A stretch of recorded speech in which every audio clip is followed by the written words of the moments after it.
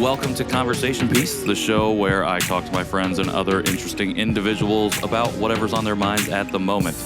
I am your host, Patrick Armstrong, and if you are new here, thank you for listening and joining us, and welcome to episode 2. You have not missed a whole lot, but if you are interested, you can definitely go back and listen to the other episodes wherever you get your podcasts.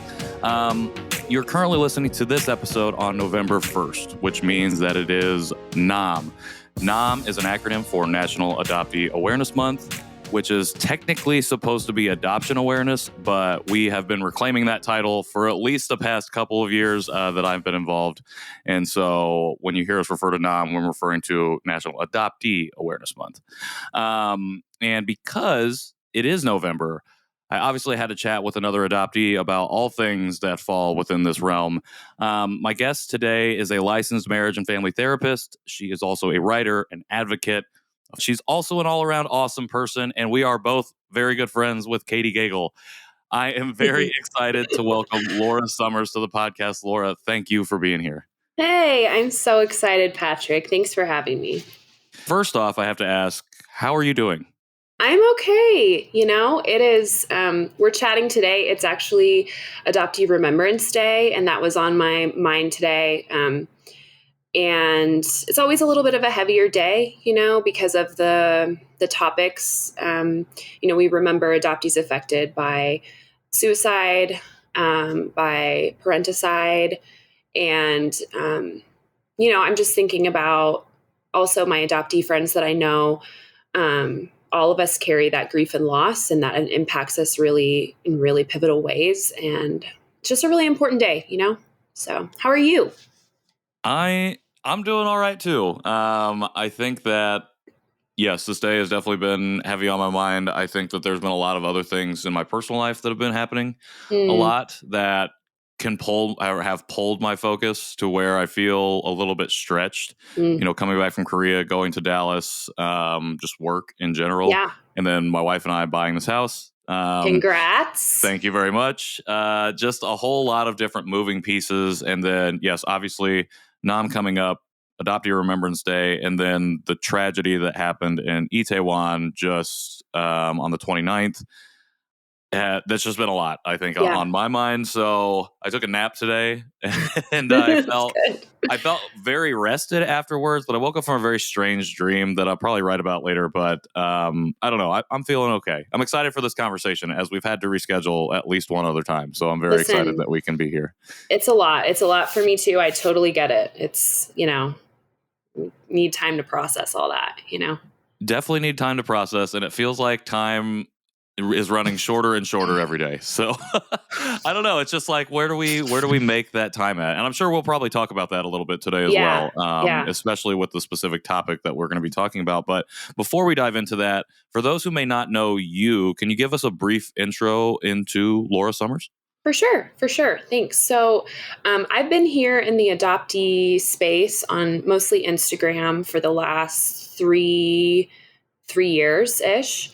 And my handle on Instagram, for those, I'm sure Patrick will put it, but it's Laura is a lot. And that's a huge part of kind of how I found this community, because like many of us, I grew up sort of feeling, out of place, misunderstood. And I think that just led me to really look into talking to other adoptees. I had a really great therapist who sort of like kept nudging me about adoption. And I was like, whatever, like, it's not a thing. It's just like a random fact I like to share about myself. And, she was very gently persistent, I think, with that topic. And so I'm a mental health professional myself. And I know for a fact that certainly my experience with adoption led me into doing that. In that work, I work a lot with trauma, and I do all virtual work right now. So I'm working from home, and I had a baby in 2021. So he is almost 18 months now, and that's been super fun and another eye-opening life experience. And we recently moved cross country. We moved to California. So that has been a whirlwind. But my passion about adoption is just connecting with other adoptees. I just feel this kinship that I think a lot of us feel when we get to talk, and we have so much in common. And I stand by my belief that adoptees are some of the best people that I've ever met. They tend to be really warm and inviting, and they tend to be very empathic and intelligent. And so it's just cool. It's super, super great community, and I'm really grateful to be a part of it. I completely agree on adoptees just being some of the most incredible people that I've come across in my journey as well. And you shared a little bit about how you kind of entered into this world and got into this space. And I was wondering if you could talk more about, or just share briefly about, what your initial reaction was to entering into the community. I think that's something, especially for folks who are starting to awaken from the great sleep. I'll use that language Yeah. from Betty Jean Yeah. Lifton. I think it can be very, even for me, it was very like, okay, where do I go? How do I move through this? And it was kind of confusing and exciting at the same time. What was your reaction to first stepping into this world and then really connecting with the community? Yeah, great question. It's so overwhelming. Like I said, I had persistent therapists, one in particular, but throughout my 20s, I was kind of like, I read some Betty Jean Lifton and I was curious about it. And like I said earlier, I never really felt like I fit in. And so I was searching for that, and I think that pushed me to kind of look at adoption more. And the first intro into the online community was when I found Jay of I Am Adopted, and I found her, just her website and her Facebook presence, I think. And I just started reading some of the stories that she was sharing. And Jay is, I mean, for anyone that's ever come in contact with her, she's one of the most encouraging, uplifting people. And she champions the importance of telling our stories as adoptees. And so I started thinking, well, maybe that is important, that I share some of my experiences, and maybe my voice does matter. And so that kind of just propelled me into, trying to speak up. And to be honest with you, I've been really lucky that I've been met mostly with super supportive, encouraging feedback from people I've had in my life, friends, family. Everybody has been encouraging. And there's been, there's a little bit of pushback, certainly, especially around that narrative piece that people cling so tightly to. They really want to believe that it's the best thing ever. Some of them have a hard time with that. But I think in terms of speaking up, I've been encouraged. And really, I started out just like a little post here and there. That was kind of where I started out. And then that all really propelled for me when I got into Reunion. And Reunion for me was like barn doors busted wide open, whatever metaphor you'd like, Pandora's box, the whole thing. It was very true for me that as soon as I dipped my toe into that, I ended up finding my birth mother on Ancestry. And again, I've been very lucky that I've been able to build a relationship there. But I really kind of feel like I'm just now coming out of that fog, because it's so much to process and it's such a significant loss. And so, yeah, I think the coming out of the fog thing, I don't know if I always identify it, but it definitely, to me, so far, it's like there's layer after layer, you just keep going, you don't ever get there.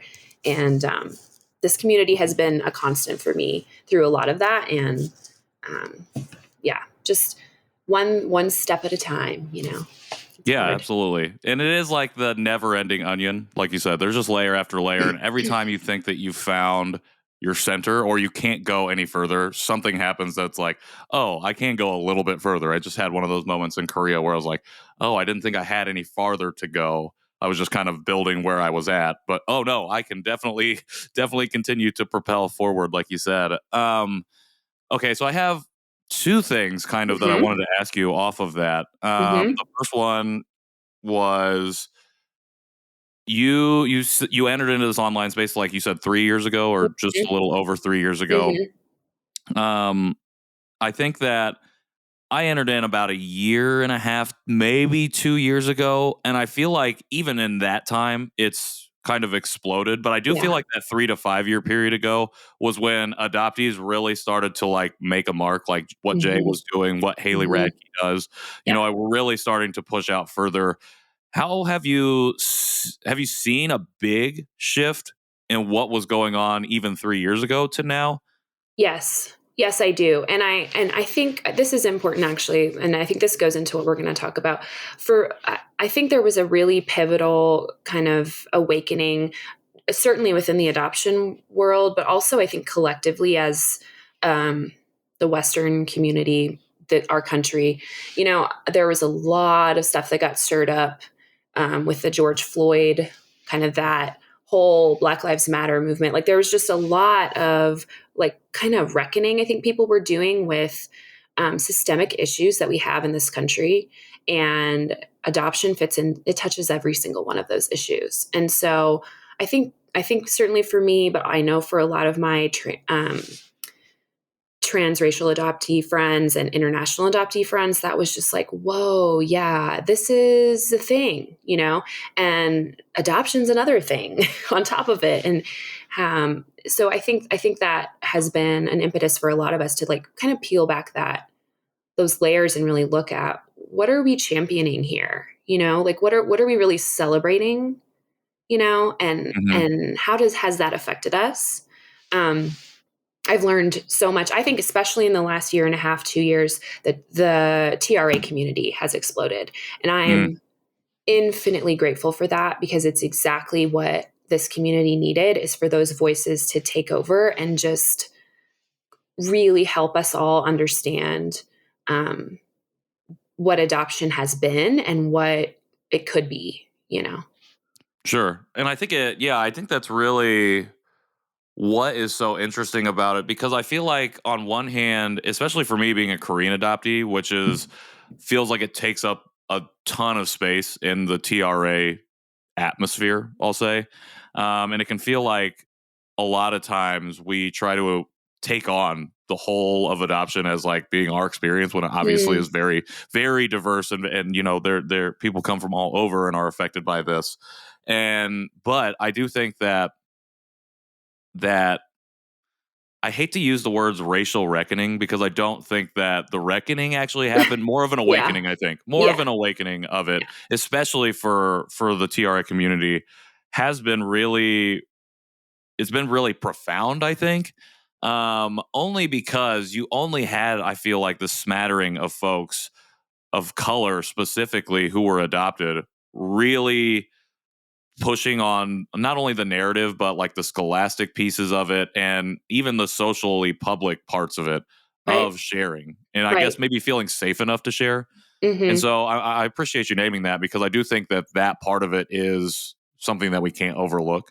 Yeah. But even in like, I just recently found those words like the waking up from the great sleep from Betty Jean Lifton. Even that, like, that's coming from 1979. Like, there's still so much to uncover, or that we can uncover, that's been done, that we don't talk about in adoption, because it doesn't necessarily conform to that narrative that we have mentioned Exactly. before.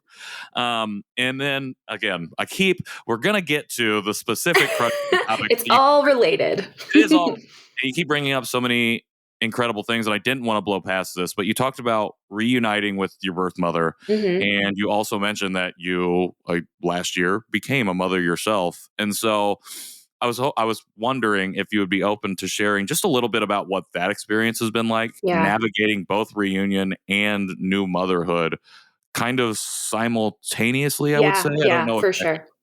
For sure. Yeah. When I think about, we were talking about today, an imposter syndrome. For me, this is really a huge point of Mm, imposter syndrome, because the bond a mother and a child have, adoption has really complicated that for me, in understanding like what does that look like, what does that mean. um, something I've learned about reunion is there's always going to be some things that my adoptive family has as far as that bond. I'm always going to have things there, and I'm always going to have things with my bio family, and neither can really touch the others. Mm. There's like very distinct relationships there and bonds there that and that's hard. That's hard to have kind of. I mean, I really do feel like a split person sometimes. Like there's been a lot of push and pull with those parts of my identity, and becoming a mother. I spent a lot of time like downplaying those biological connections for myself because I still don't have the legal right to know Sure. that, right?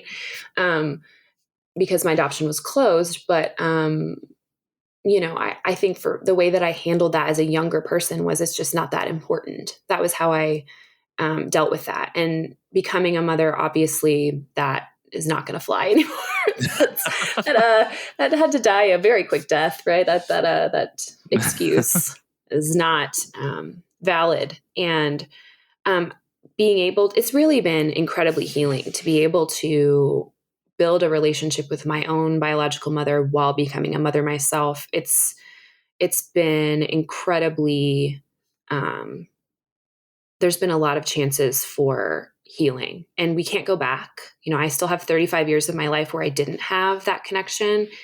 But I've been able to confront that loss in a very like real time way, Mm. seeing with my son. And I have to be really gentle with myself at times. There are still times where I feel really overwhelmed. When he wasn't a good sleeper right away. And we started out like, maybe we need to sleep train. It was like, I can't do that. I can't do that. Like there is something in me that felt like buried deep that I could feel very, very present, where when he would cry, it was this sense that I cried and no one came. Right. And it's still really hard to talk about. It's just grieving infant essentially that I carry in myself. And seeing him real time, I confronted myself real time. And it was just like, it's still really hard. He's been sick a lot, and just, trying to be there for him. I've had to embrace sort of that like infant part of myself, and Sure. acknowledge that it's there. Sure. And that's really hard. It's really, really hard. It never goes away. Yeah, absolutely. And I think I appreciate you sharing that. And I think that something that's really not interesting, maybe it's more devastating, is the fact that as we become adults, as adoptees become adults, we continue to be infantilized. We're not seen as that adult. And so when we do adult things, especially like becoming parents, you know, we, especially if we haven't confronted these things already, like we're almost going to have to. It's almost Yeah. inevitable that Yeah. these things will come up. Yeah. And I appreciate you sharing your experience, because I just appreciate you naming the difficulty in having to not only do that and find your way to healing and find healing, but the fact that that doesn't just come with becoming a parent or entering into reunion.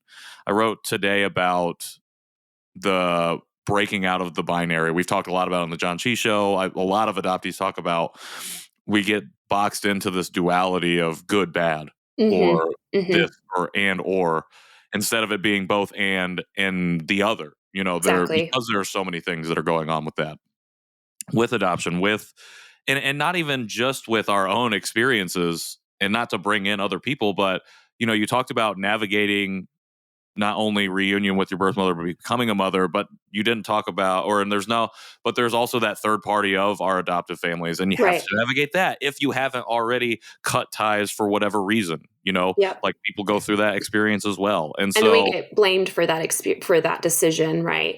And exactly, it's assumed by people that don't know that that was something that we wanted. And I think that that's such a misconception. I can promise you that a person that's gone through the devastating kind of loss as an adoptee doesn't want to have to navigate another layer of loss like that. exactly.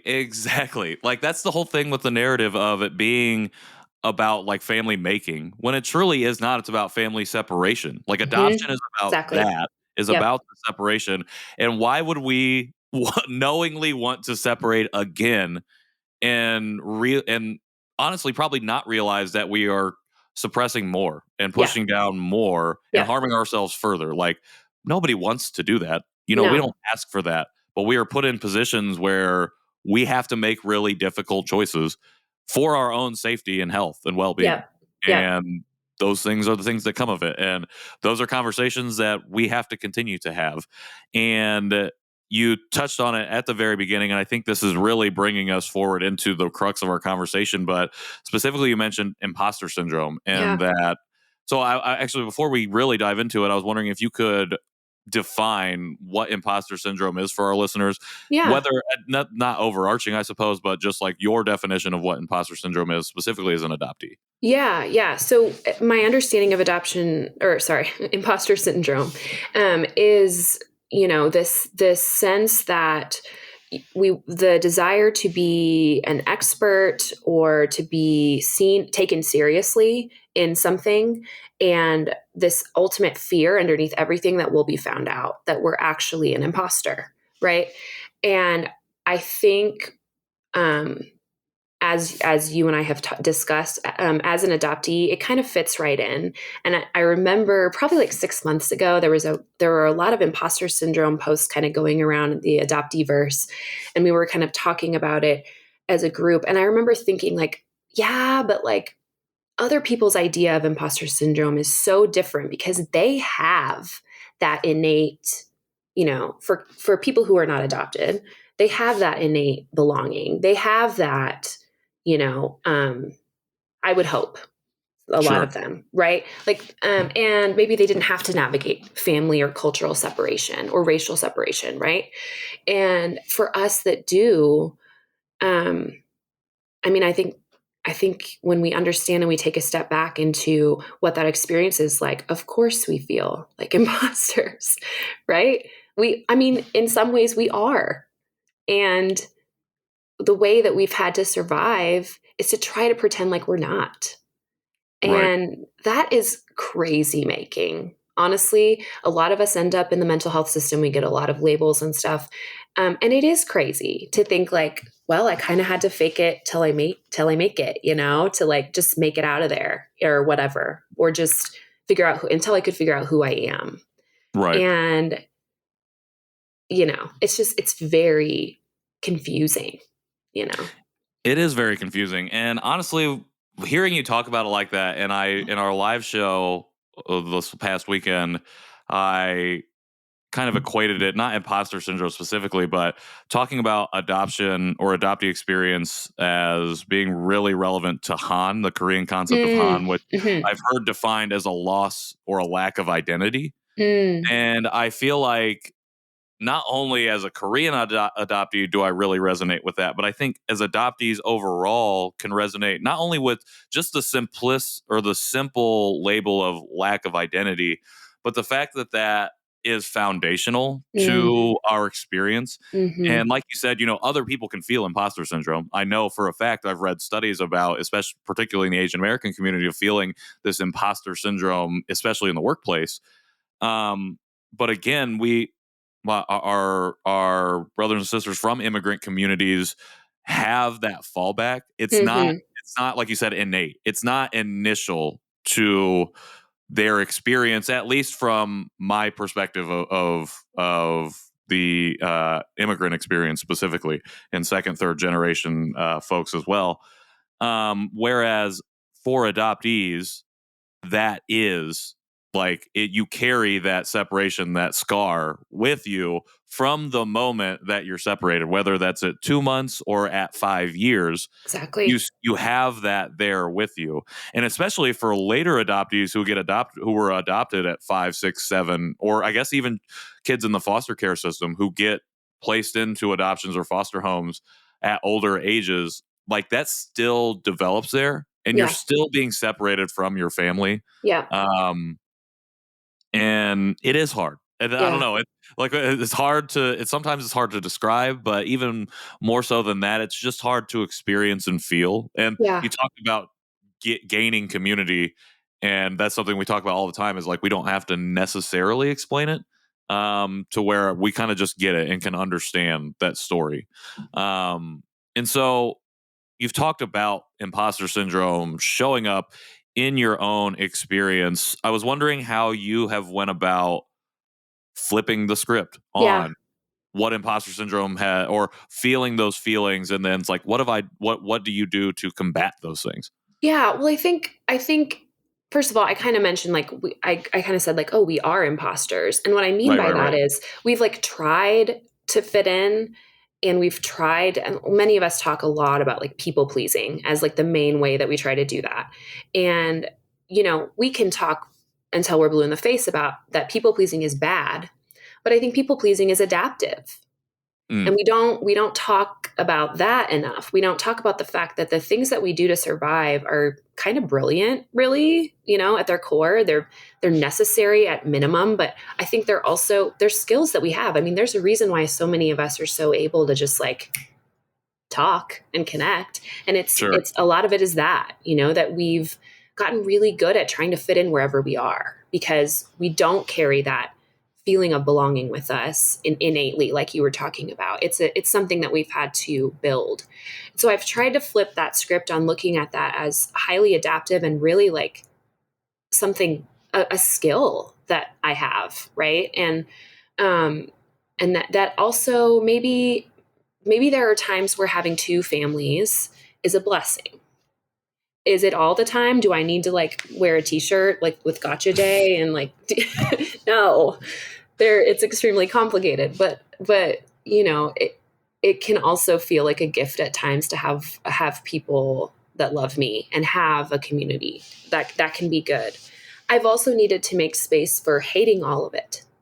Mm, Genuinely hating all of it and not needing to stand up and defend adoption. Um, Especially over the last year as a woman and a mother and an adoptee and all of this row stuff. It's like hmm. many of us have been screaming from the rafters, like, we're not doing this, y'all. We're not here to make you feel better about family separation. And we're not going to champion, more adoption as any kind of solution because we live it and we know that it's not.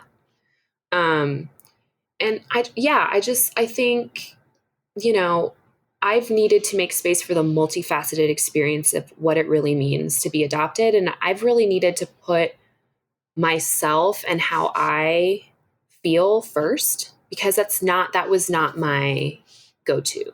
I was not good at that. I was much better at trying to figure out what other people were feeling, what other people needed.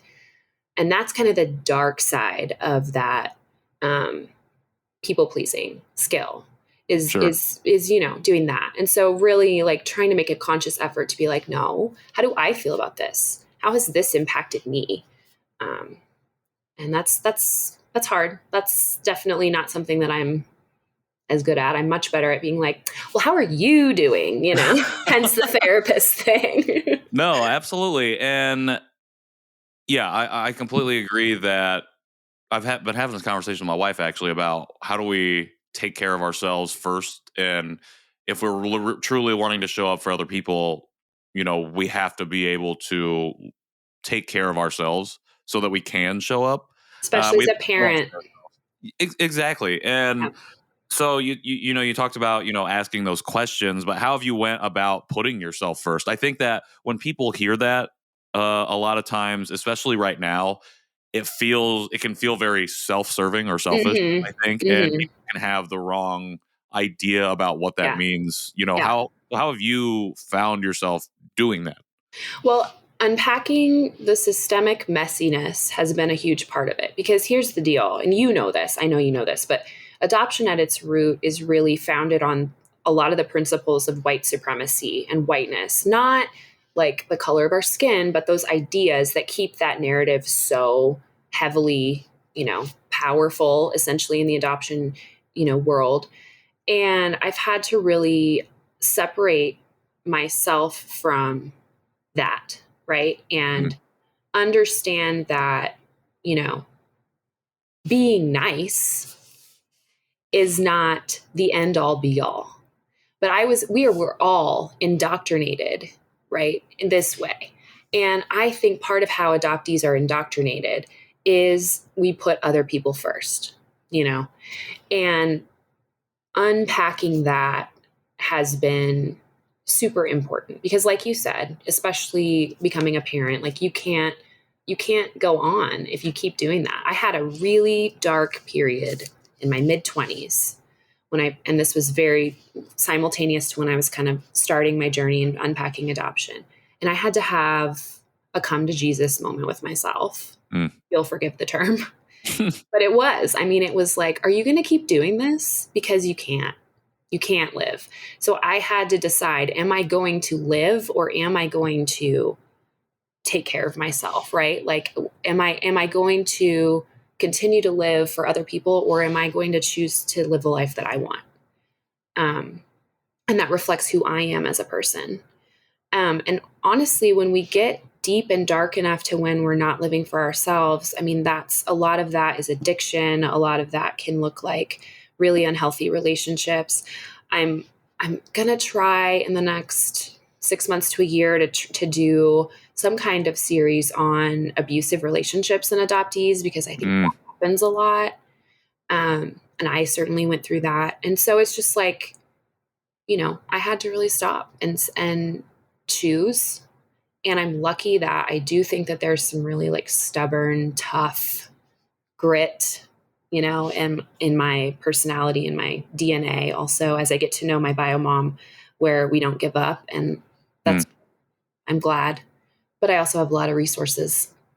I have a lot of access to resources that other adoptees I know and love do not. And so, it's all, it's hard. I like that every time. I think at the end of all of our responses, we end with "it's hard," and It I think is. that hopefully, I mean, being that this is the November episode, I think that is hopefully something people take away, especially from outside of the community, is that this is a difficult thing, Yeah. and it's an ongoing thing.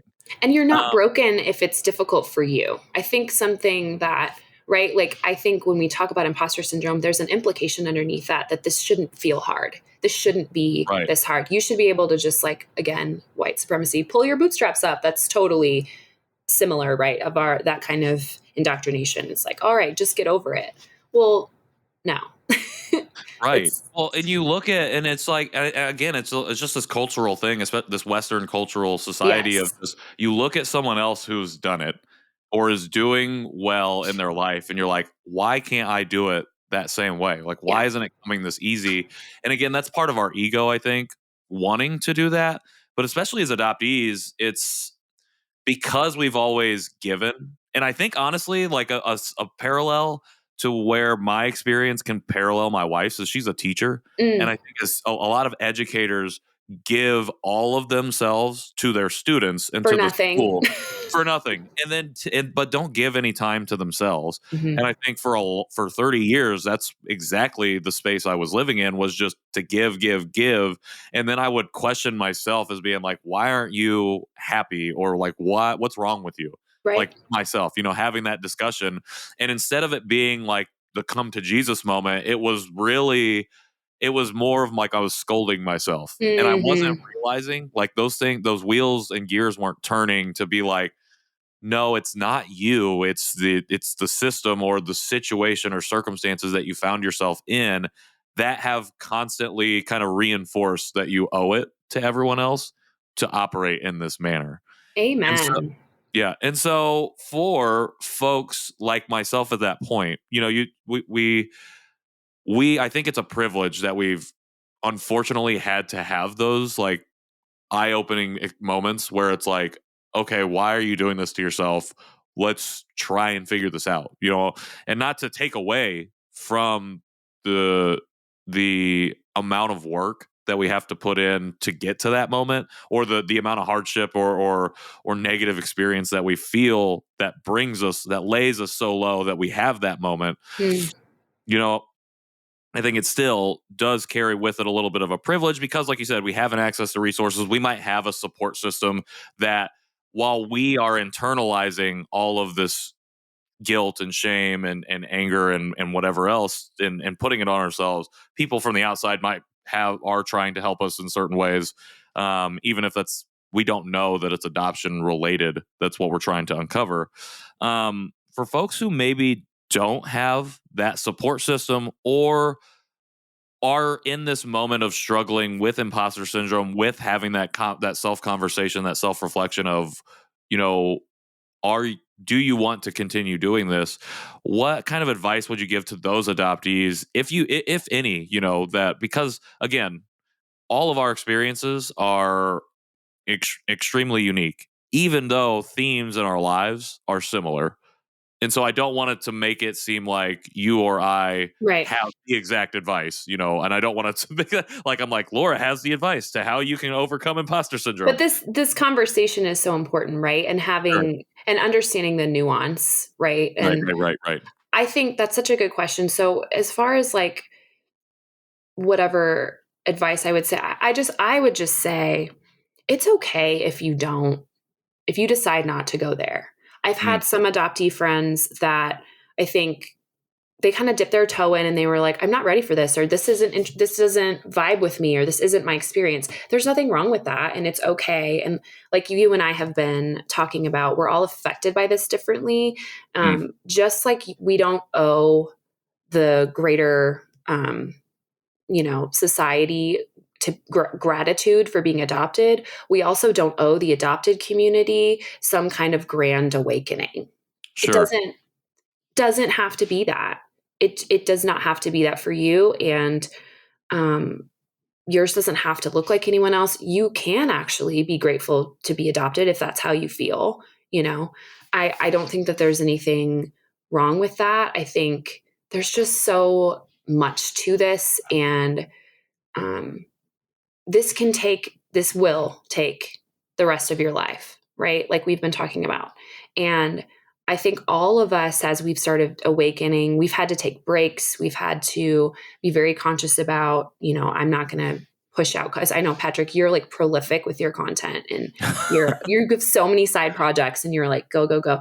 And you were talking about being overwhelmed. Well, yeah, it's super hard, overwhelming work, and I when I first woke up to all of this, I was pumping out a lot of posts and I was doing a lot of stuff. And it's like, I got to a point where, okay, well, now this isn't going to overtake my life either. Mm, Being adopted is not the end all be all of my identity. right. I appreciate you sharing that, because I think that's something, especially especially when you like approach the community for the first time and you like, oh, this is what I've been missing. It can feel like it takes over Yeah. everything in your life. Yeah. And I think And for it me, does. it And does. that's normal. Yeah, for sure. 100%. I think that's 100% normal. And again, I've known adoptees as well who are like, yeah, I'm okay with this for now. Yeah. Like I've Yeah. got other stuff going on. On the flip side of that, what advice would you give to adoptive parents or friends, family, support systems, and how they can either help or listen or hear the adoptees in their lives who are struggling with imposter syndrome? Yeah. I think we always underestimate the importance of just empathy and listening. I mean, as a white woman, like going through all this that we've been talking about, I think there's this idea that you have to have the perfect thing to say, and you can't make a mistake. And I mean, again, that's another kind of thing that we've all been indoctrinated into, that mistakes are like, and as for an adoptive parent out there, like just being there and sitting there, being silent, being present is so huge. It's really hard to do too. We don't talk about that. It's hard to do because that like feeling like we're uncomfortable, we need to say something. But just working on the reason that adoptees say like you really need to get your stuff, you need to work on your stuff as an adoptive parent, is because if you don't, we suck it up like sponges as adoptees, right? And so just part of that work is to work on being able to be present without needing to be perfect, without needing to be the parent that they should have had, because Mm, that's not possible. You right. can't do that, and you shouldn't be expected to do that, right? And Sure. many of them are. They're kind of expected to do that, and I think we don't need you to be our first family's biological families. We need you to be the parents that show up and are there and are consistent and um, reliable. And I think that is huge. So that's my advice as far as for adoptive parents. If you see your adoptee struggle, and they will, even if you don't like actually see it, the struggle is important. It is scary, I'm sure, as a parent to see that, but it's really important that they get the space to do that, because we can't base our identity around other people. That's when life gets dangerous. And yeah, it takes a lot of space and time to do that. And just having those like safe people, like you talked about earlier, we need safe people. Mm-hmm. I think that, I mean, that you've dropped a lot of dimes and a lot of gems in this conversation. And I think that one right there, we don't need you to be the parents we should have had. Man, that hit me right in my gut. Like, that is a powerful, powerful thing, and something I think that adoptive parents don't hear. Like, No. because it was either like assimilate fully for a long time until probably the mid 90s, and then it was, well, you need to be the culture too. And I think it just went from one extreme to the Yeah, other. and I that's not think. possible. We can't do Yeah, it's that. like you said, we shouldn't be asking that of them. No. At the end of the day, again, it puts them in this impossible situation, places them on a pedestal. I think that they don't ask for, and then when those struggles come up, and when that does happen, because there was a question, or I'm getting ready to speak at a school, and one of the questions they said the adoptive parents have is, how do we? They're parents of Korean adoptees specifically, but Mhm. how do we get get adoptees to take part into culture without it seeming like we're forcing it on them? Mm-mm. And I've been trying to think about what the answer is to that question. And I want to say thank you on the podcast because it'll come out before that conversation. But I think that's the answer. It's that you can't try to be this person that you thought we should have had, or you thought we would have had at some point, and now it's you. We need you to be yourself, but also being willing to support us in these myriad different ways that are Mhm. coming up. And I think the fact that they're going to this type of workshop, shows that they're at least willing to put their foot in the door. Whether or not they open the door completely and step through is a whole other thing. But yeah, I think that's, and again, I think it goes back to us as adoptees trying to be this person that we Yeah. think we should be instead Yeah. of just being ourselves. Yep. Because now we have not only this expectation from our adoptive parents, but we carry the expectation of ethnicity when we enter into, or for transracial adoptees, when we Mhm. enter into different ethnic spaces, Mhm. and are expected to inhabit this identity. And then also, as just people who grow up in America, like, we are expected to act a specific way as quote unquote Americans. And so, we have all of these things telling us who we should be. And when you hear that, when that's being reaffirmed over and over again from the moment you arrive, or the moment you're adopted to the moment that you have this great awakening, like, of course it's going to be difficult to try and like unlearn all of that and come back from all of that, because for the most part it's not happening until you're mid 20s, 30 years old. Right. For some people, I do think it's happening quicker. And I'm shouting out all the young adoptees who I've spoken with who are having these conversations in high school. I'm like, I don't know how you, where you got this courage and this wellspring of wherewithal or whatever it might be to do this. But I can only commend you, Yeah. because I couldn't even imagine, if I had the language to articulate this stuff in high school, how I would have that conversation even. Right. Because it gives me pause, and it's scary to think about. It And is. that's the thing, like, to see kids now already having that conversation and questioning their parents in these specific ways, or not questioning, but challenging them in this specific identity, this adoptee identity, and this journey, I think is amazing. It's It incredible. is amazing. That's like huge kudos to them. Ultimately, when we look into just as a reminder, I feel like to all of us, right? Like I need this reminder all the time. Looking into adoption issues, anything related to that is grief and loss work Mm. at its core. And that's really, really hard work. There's that word again. but to me, it's like it's like willingly looking into the abyss, right? Yes. It looks like endless darkness, and it looks like it's never going to feel better. I've had a lot of, just from a personal standpoint, I've had a lot of loss this year, and I lost my dog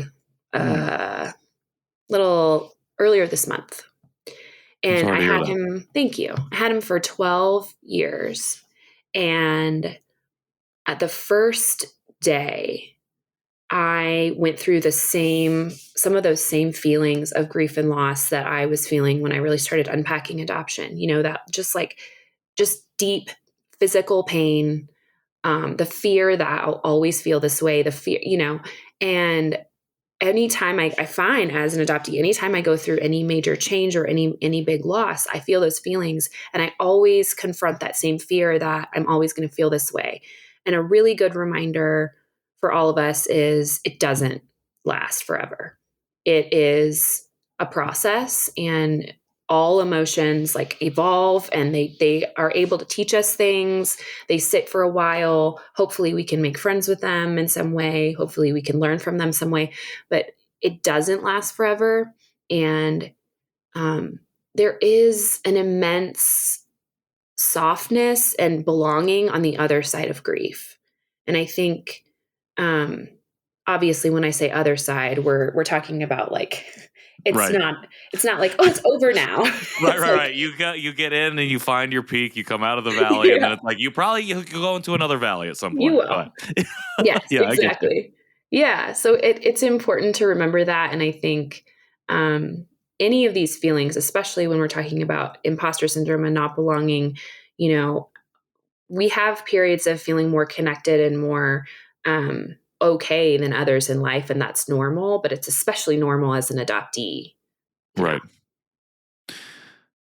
Yeah. I mean, I don't know what other advice we could give other than, it doesn't last forever. And I appreciate you sharing that, especially, and then sharing that about this recent loss.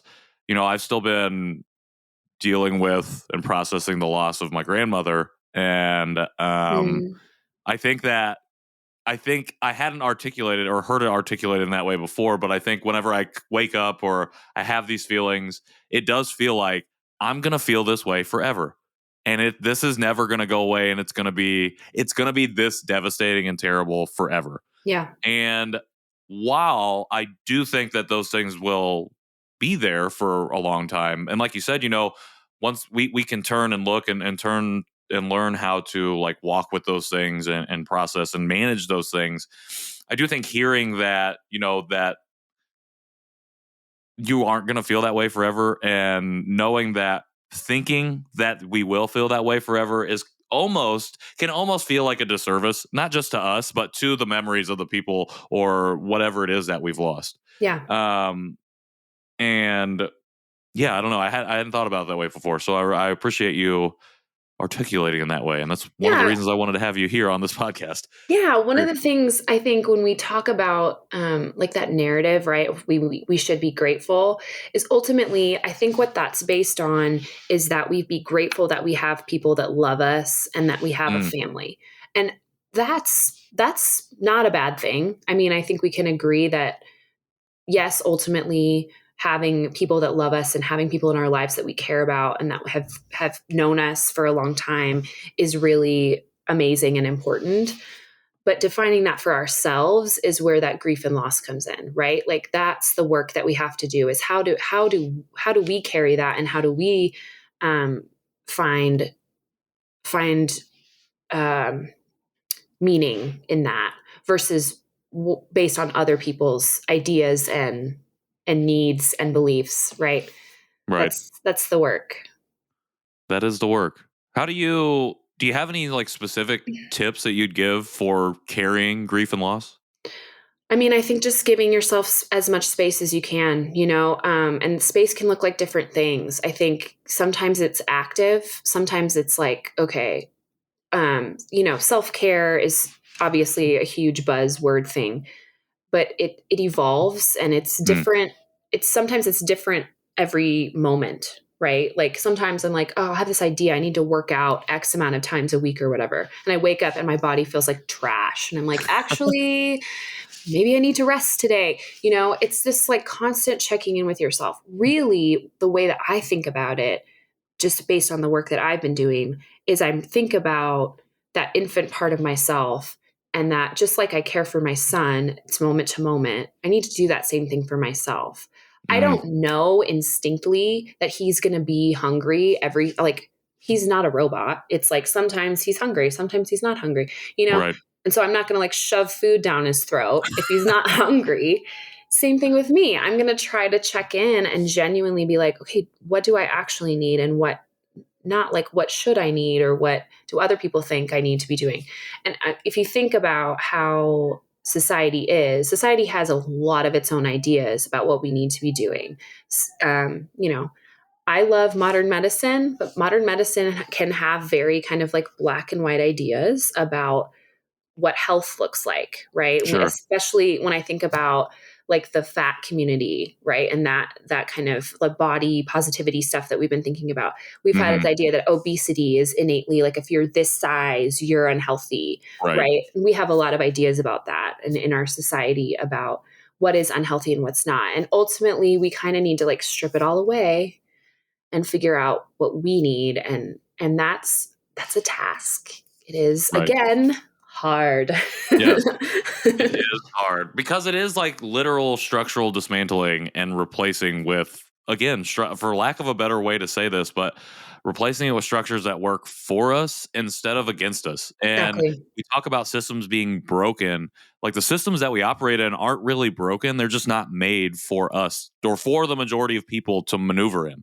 They're Yeah, meant to withhold from the majority so that a certain level of person can further their own aims. for That's sure. why you They're operating exactly as intended, right? exactly. And we're just supposed to fit into that and um, go with the flow and don't be the squeaky wheel, right? Exactly. And you wonder why not only adoptees but anyone can feel imposter syndrome. It's because we're trying to live and be and belong in systems that don't want us. Right. They weren't here. They're not here for us. They're not asking for us.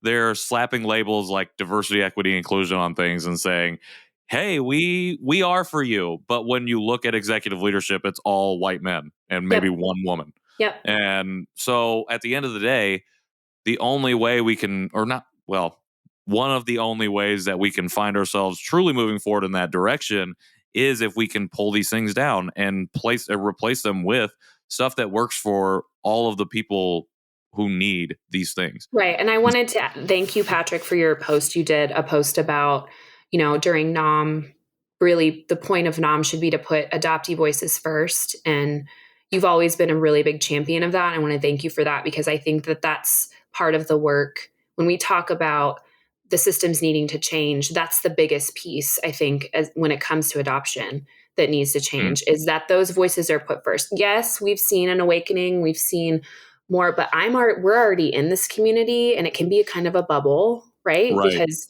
we just, oh yeah, people are speaking up, it's great. But when we really zoom out, we're still not getting enough adult TRAs being paid for their work in speaking on panels. We're still not getting enough adoptive parents who are willing to be quiet and sit down and hire the people who are experts in living adoption, which would be adoptees and birth mothers, right? We're Exactly. not getting enough of that. And that we're always needing to push for more of that. And especially now when we've highlighted these systems, we've like stirred the pot. We're like, oh, this is really messed up. Um, what do we do? There was a post that just was going around about this woman. She was a white woman who's really angry at this like community meeting. And she was up there and she was like kind of yelling, and everyone was like, oh yeah, I really like she's what she has to say. And all I could think of is Black women have been saying that forever. Mm, Right. And like here great we're point. this she's getting all this traction, she's getting all Right. this like going viral. And it's like that's the shift that still needs to happen. We need to be putting the voices first that haven't been given that platform. 100%. 100%. I think I know what the video you're talking about. And while it's a great video and a great message that she's yelling about, Yeah, you're exactly right. Black women have been doing this for literally ever. forever. And And then they get vilified for being angry. And exactly. yeah, yeah. Exactly, which again, very parallel to an adopt, and not saying that they are the same experience by any means, but just how we get labeled as angry or ungrateful when we speak up about the system of adoption itself, Yep. and we question for a TRA growing up in a colorblind household. It's like, oh well, you are ungrateful. You should be happy that you are out of the terrible country that you were born into. And it's like, well, hold up a second. Um, yeah, and then to your other point about us speaking in a bubble, that's another thing that I've been talking about a lot, and another reason I made that post, because I really want to challenge our community to be willing to put themselves out there a little bit more. I realize it's uncomfortable, and you obviously want to like build your skills in speaking, but like we can do that, and it takes just the ask, or at least the pushing on some of these people, because at the end of the day, what I've noticed, and this is my perspective completely, and people are very well and free to disagree with me, but I feel like as we've seen this explosion in adoptee voices in the last 2 years specifically, but 2 to 5 years, I feel like all of the things that we do and all of the audiences that we are really talking and speaking to are just other adoptees. And while that's really good and great, because we adoptees need that, especially people who are waking up to adoption and starting to ask these questions, they need these entry points into it where they can be in adoptee only spaces. However, when we talk about changing systems and dismantling these things, we also have to speak to people outside of our community. If we're not doing that, then we run the risk of just being in the echo chamber of our own conversations and not really getting to the people who currently have the influence and power to potentially make a change or help us make the change. Yeah. And especially when it comes to adoption, like adoption's not going away, I don't think. I think Jaron Kim talks about it very eloquently and Yeah. excellently about like guardianship Yeah. versus like the abolition completely of adoption. I think it's too ingrained into all of the systems globally for it to just go away in the way that we want it to go away.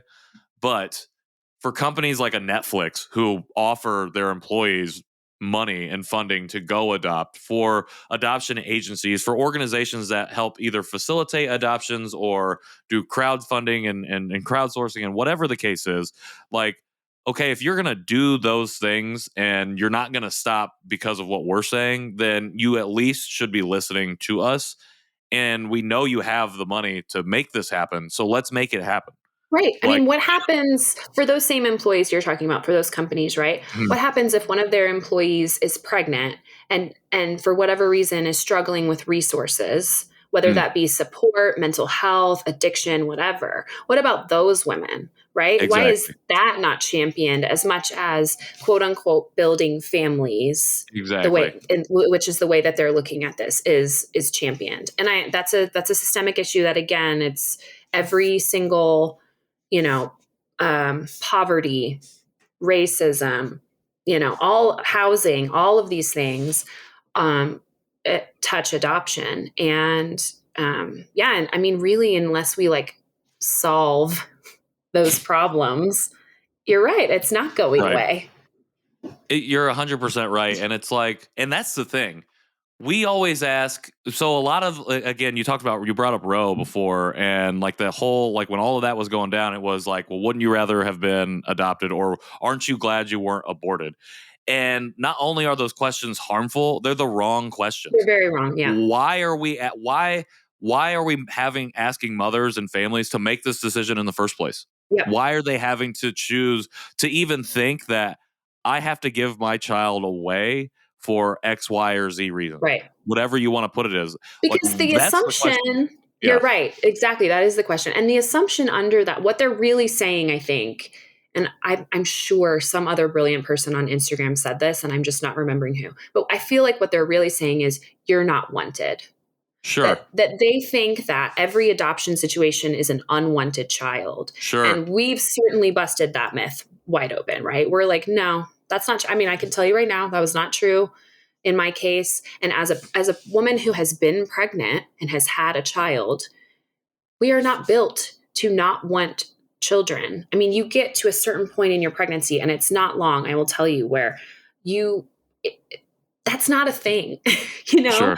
Your body is, and your mind and your heart and everything, you start building that bond so soon. You don't have a point in your pregnancy where you're like, nah, 6 months or whatever, I just don't want this kid anymore. Sure. We know better than that. And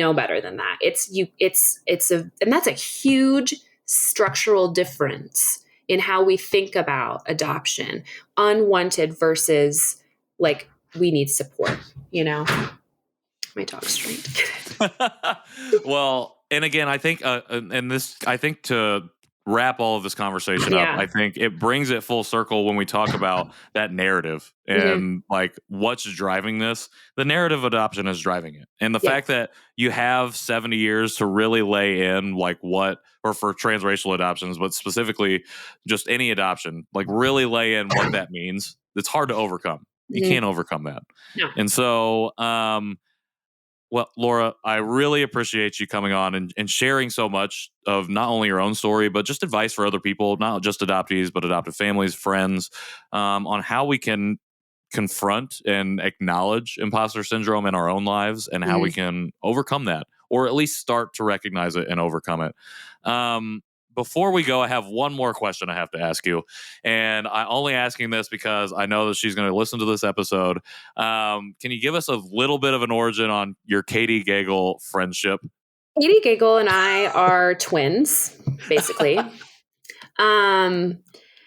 Katie is a unicorn in a human body. I love her infinitely. Katie and I kind of woke up to the adoption thing at the same time. And so we got into the adoption verse together. And honestly, she has been one of my best friends through all of it. I mean, doing your own work, like the roller coaster ride that it is. And I think if I'm going to add any other little like nugget of advice for adoptees out there, is find your people, and it's probably going to be a small group. And for me, it's like 2 people, Yeah. and that's great. And there's so much there. I actually was going to mention this when I talked about my dog, Katie, and one of my other really good adoptee friends, Lainey. They sent me like really thoughtful gifts when I lost my dog, like really just like they understood like what that loss meant to me. And, Katie's my person. I just don't really know how else to say it. Like, we're not in a relationship, but like, I love her, Yeah, right. Oh yeah. It's starting to sound like really creepy now, but like, I genuinely like, she's awesome. And she does so much for this community. And, she's a national treasure. She is a national treasure. Treasure 4. She should be in the TV show that they're making on Disney Plus, the remake of that show. Yep. She is incredible. Thank you for sharing that. Yeah. Like Katie was one of the reasons I found not only the space on Instagram, but found folks like yourself, like Jay, like Hannah, Jackson Matthews. Yes. And just, she's a connector. And I really appreciate you saying that, how much she does for the community, because I think she does even more than people realize behind the scenes. Like you said, just reaching out to you, building, not only having that relationship, but just sending you a gift as you're going through a really difficult time, I think is something that we don't think about doing. Like, I'm a bad gifter, and she has given me, I think, probably 3 unreciprocated gifts at the moment. So like, I got to get on that. But Katie has been not only a champion for myself, but a champion for everyone that I've come across and in this community. And she would hate every second of us talking about her. Hate every 100%. second. Yep. I wish we could do more talking about it, but I know your dog is trying to get into your room currently. So, in the interest of your dog's needs and wants. Yes, of course. That comes first. Laura, that always comes first. Laura, where can people find you if they want to follow on your journey or reach out to you in any way if you want them to? Yeah, just Instagram. That's really the only place I am right now. Laura is a lot. And perfect. Yeah, I welcome relationships with adoptees. I think, again, adoptees are my people, and I'm happy to chit chat with people and point you in the direction of resources you might need. Katie is a great one. You're a great one, Patrick. Hannah Jackson Matthews is a great one. Jay is an amazing one. There's just so many incredible people. I'm really, really grateful to, get the chance to chat with you and yeah, just keep the community going. Absolutely. We will definitely keep it going. Laura, thank you again. I can't thank you enough for sitting down because, again, you were one of the people who gracefully worked in a reschedule when I was having a really tough week. And so I think, again, that's something we didn't talk about, but goes into this whole community, finding your people, finding people who will support you and lift you up and meet you where you're at when you need it. So I can't thank you enough for that. I can't thank you enough for this conversation. I'm so excited to be able to share this on the 1st, which is today. I don't know why I said that, but anyways, you can find this podcast on my personal Instagram at Patrick in the World. You can go to buymeacoffee.com/Patrick in the World if you want to support me in this work on the podcast. You can follow me at John Cheese Show for the other podcasts that I do. And other than that, you can expect another episode to drop in about 15 days, that 0.5 episode. And then in December, we'll have another one coming. So other than that, Laura, thank you so much again. Thank you to everybody who's listening and everybody who is sharing so far. I really appreciate your support. And we'll see you in a few weeks. Awesome. Bye. Thanks, Patrick.